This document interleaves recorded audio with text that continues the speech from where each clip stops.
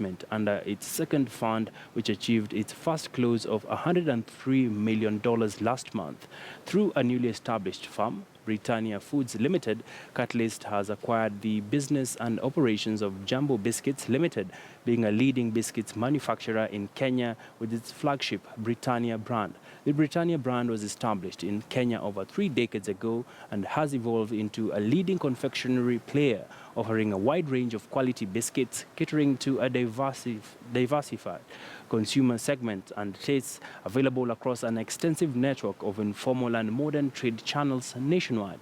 Catalyst brings to Britannia Foods financial backing in form of working capital injection, as well as business strategy support in the institutionalization, of the business, including the investment in technical capabilities, management change, reinforcement of the distribution network, and strengthening of corporate governance.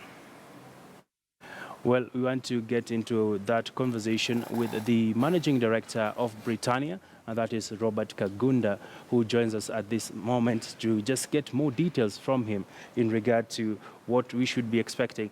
Many thanks, Robert, for making that. Thank you for having me, Abby. Well, many people are trying to understand this acquisition from Britannia by Catalyst. What does it mean for the ordinary man? Sure. Well, Abby, as you rightly said, Britannia has been around for 30 years. It's a great business, and most of us grew up enjoying Britannia biscuits when we were quite young. Yeah. The acquisition by Catalyst essentially positions the business to take advantage of the new opportunities in the market.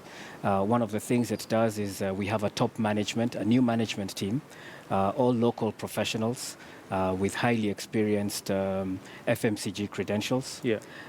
Catalyst have also pumped in a lot of input in terms of business strategy. In addition to that, we've got a lot of investments that have gone towards expanding our production capacity. All right. So once you put all these things together, we really hope to reconnect with consumers. All right. And provide them the biscuits that not only they've come to love since they were kids, but give them something that they can find interest in going forward. All right. Yeah. And talking about this capital injection, are we likely to see a sort of scaling up of your operations in Kenya and even in East Africa? Definitely. The current business is predominantly in Kenya. And for most FMCG businesses in East Africa, 60 to 70% of the business tends to sit in Kenya. We plan to expand our reach and our distribution capability in Kenya, increase our market share. And then we were looking at our neighbors, Tanzania, Uganda, because those are also very strong emerging opportunities for consumer goods. All right. You've mentioned something interesting about your market share. Perhaps what is the current market share and by how much are you looking to grow it, say, in the next 5 years? Well, I can't give you the exact amount, but I'm not number one right now. House of Manji is number one. But watch this space. We're going to be taking them on. All right. Yes. And I like the fact that you've brought out the fact that there'll be a lot of moves on the company. Perhaps on a job creation perspective, are we likely to see some jobs coming by, and which sort of jobs? It's a great question. We are fortunate that we are in a category that is growing, growing ahead of GDP growth. So GDP is sitting at about 5.86%. We are growing 3-4% ahead of that. Awesome. So which means that we will definitely be looking at some employment opportunities. We're also in the process of, as I said, pumping some resources into the production process. Here it's about automation. Our business, it's been around for 30 years, but needed quite a bit of investments in terms of automation. Sure. Once that comes in, the types of roles that we'll be looking for are semi-skilled electricians, engineers of different types. We are also going to the market with a very strong commercial strategy. And in that space, we have brought in a good number of salespeople from different FMCGs who understand the business, who understand how to take a brand that is well known, leverage it, and expand it. All right. Yeah. And sort of talk to us about the trends we are seeing in the consumer goods segment. Are we likely to see a slowdown as we head to the elections, or we're likely to see more of a growth momentum being maintained? It's a great question, and it's one that a lot of manufacturers and CEOs are grappling with today. From my point of view, one of the biggest challenges we have now is that consumers are spending less on goods such as biscuits. Biscuits are considered impulse goods or snacks in the snacks category. And when you have the price of basic foodstuffs like flour and sugar, being very high, you find that consumers have little to spend on the extras, on the luxuries. Yeah. Now, on top of that, there's also, of course, the history of what has taken place in this country whenever we have an election. We are growing, and we're excited about the growth. But of course, like every other manufacturer, every other company in Kenya, we are hoping for a positive, peaceful election. All right. And really hope that, consumers will come back once the nervousness of the election, clears up. All right. Yeah. And let's shift gears a bit and talk about, of course, there's been a lot of competition in the space you are in with a number of products coming into the market. Yeah. How have you been able to tackle issues of counterfeit? Because the fast-moving consumer goods have been vulnerable to a lot of counterfeits from different countries, and also domestic market where we're seeing a number of people engaging in unscrupulous practices. Yes, the Juakali industry. Yeah. Abi, the biscuit category has been fortunate in some ways, but not spared in others.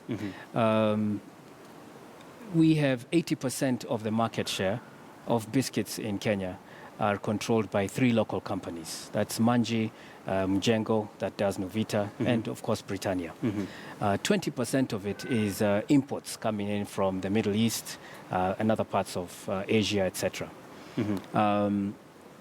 So in that, what that says is that there's an opportunity that importers see, and that opportunity sits around the innovation platform. So the type of imports you see in the biscuit category tend to be products that are not locally manufactured. Sure. Of course, we want to get into that space.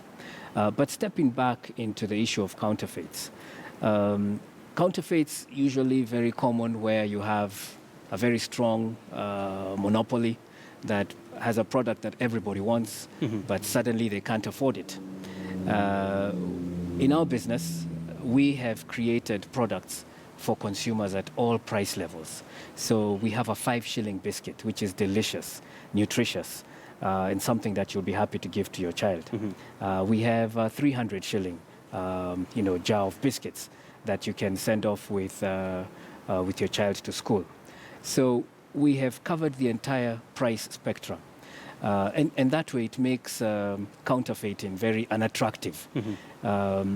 Of course, if you're in other businesses, like the one I was managing before here, the margins are massive and the opportunity to counterfeit is very attractive. Right. But not for us. We've been fortunate that way. So you're sort of technically immune to the scrupulous businessmen. Well, let's get into another area of focus, really, Robert. I'd like to hear from you. The manufacturers have been all sort of affected by the high cost of doing business in the country. And this is anchored on the high cost of electricity, which sort of makes doing business a bit of a challenge here in the Kenyan market. I don't know, what has been the story for Britannia? Well, Britannia has been right in the center of that. We bake our biscuits using electric ovens. And the cost of electricity, well, there are 2 costs. There's the unit cost, and then there's the inefficiency because of disruptions of supply, which forces manufacturers to have backup systems, to have generators. That is a cost that people don't usually talk about, but it's a cost of doing business. As a result, we are looking at alternative ways of... So far, what are your costs, operational costs? Well, they're standing quite, in terms of monetary on your balance sheet? on the balance sheet. Well, I can't reveal the exact cost, but we have a healthy business. How And much does your cost eat into your revenue? in terms of our gross margins, I Yeah. can't discuss the gross margins on national TV, but we can do give have us a an very healthy estimate, business. though. An estimate. Yeah. Well, most businesses in the snacks and confectionaries industries have got gross margins which range from, say, 30% all the way up to 65, 70%. All right. And we are somewhere in between. Okay. Yeah. But back to the energy question, we have been forced to look at alternatives because for us to remain competitive, for us to produce a great product at a price that consumers can afford, we have to find a way to cut our costs. And finding alternative energy savings is one of the ways that we are looking at. All right. Yeah. And finally, Robert, it's a question that is facing a number of players in the space you are in, which we are seeing the health alertness of the consumers. Yeah. There's been a high upsurge in diabetes Yeah. in a number of countries in Africa. And of course, people have been shying away from a number of products in the spirit of keeping healthy. Yes. And I know juices are in that, sodas, Yeah. biscuits. Yeah. How do you plan to remain relevant in a time and space where people are health conscious, they're trying to tone down on the snacks? You find a parent now giving their son or daughter cassava to carry for Yeah. break time, Yeah. schools trying to really work on their diets. How do you maneuver all this? Well, it's a great question. And that is a trend that we are seeing all over the world and a lot more in Africa. And the notion that Africans don't care about their health and so they will eat anything is totally unacceptable today. As a business, what we are doing is we are looking at alternative products. They're there. We have sugar-free products. We have gluten-free products. But more importantly, it's to speak to consumers directly and, put out the ingredients. What is in this digestive? How much carbohydrates is this as a percentage of your daily requirement, for example?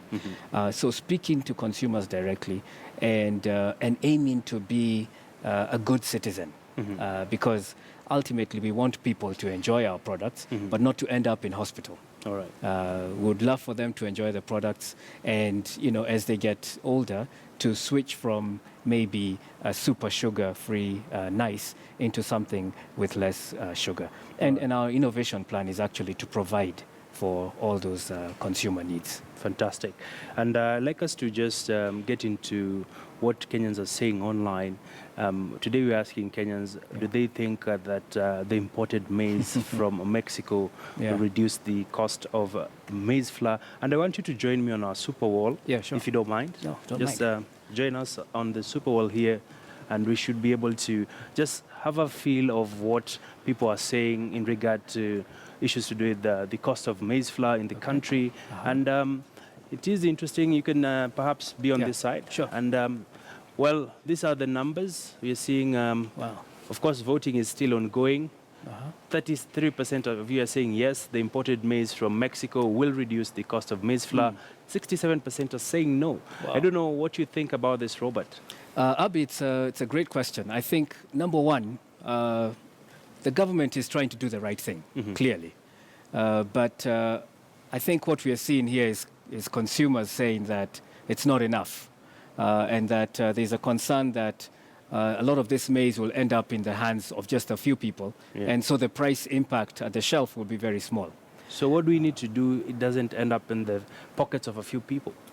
Well, from the article that you featured earlier, it seems like 3 or 4 millers have pretty much own most of the cargo on that ship. Right. I think the government needs to communicate more. All right. And the government needs to be seen to play for the small man, All right. for the consumer on the shelf who can't afford the bag of maize. All right. Because we cannot trust these maize millers will eventually pass the savings on to consumers. Okay. Yeah. And interesting point of discussion there. And if you may just to check out some of the feedback, we are seeing that a number of people still commenting on this, that we have here at Luvaha saying that it's funny that we have many pessimists online, but the truth is that it will reduce significantly. Another one here, Crispus Kamiri, saying that the maize is not even from Mexico. Of course, that's speculation. Well, another one here, let's move further up. And there's someone just trying to do the mathematics for us that does this make sense? 45,000 tons of maize at 10 billion. Let's go step by step. A ton is going for 1,000 kgs.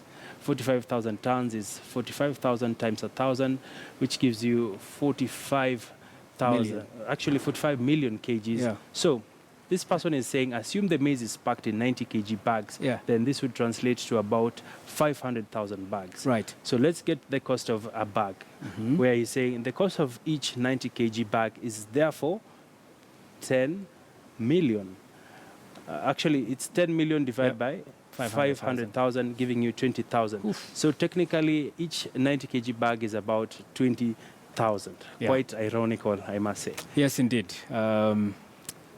It's very interesting how he's come out with that analysis. And I'm sure someone in government is looking at those numbers and trying to explain it. Sure. And finally, it's from at Roman saying it's not that there's a constant import. This is a one-off thing, and how long